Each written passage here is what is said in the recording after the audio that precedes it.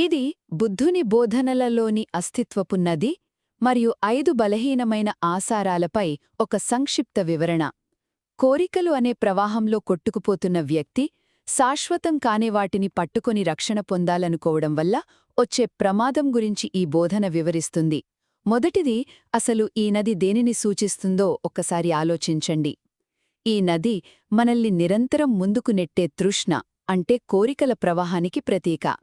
మనం కేవలం నిశ్చలంగా ఉన్న నీటిలో కూర్చోలేదండి, ఆ ప్రవాహం మనల్ని చాలా బలంగా ముందుకు తోస్తోంది.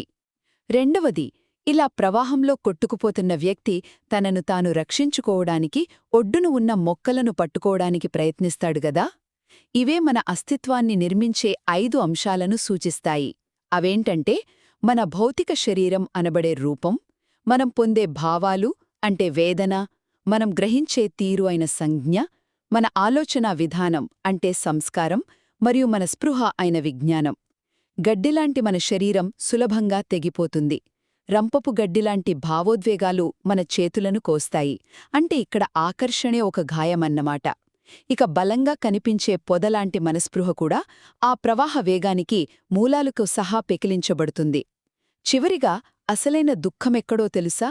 ఈ మొక్కలు తెగిపోవడం కాదు, ఇలాంటి తాత్కాలికమైన వాటిని పట్టుకొని సురక్షితంగా ఉండవచ్చని మనం భ్రమపడటమే అసలైన దుఃఖానికి కారణం. అందుకే ఒక భిక్షువు ఈ ప్రవాహంలో తాత్కాలికమైన వాటిపై ఆధారపడకుండా ఈ తృష్ణను దాటి సురక్షితమైన ఆవలి తీరానికి చేరుకోవాలి. తాత్కాలికమైన ఆసారాలను వదిలిపెట్టి శాశ్వతమైన ఆవలి తీరానికి చేరడమే దుఃఖం నుండి బయటపడే అసలైన మార్గం.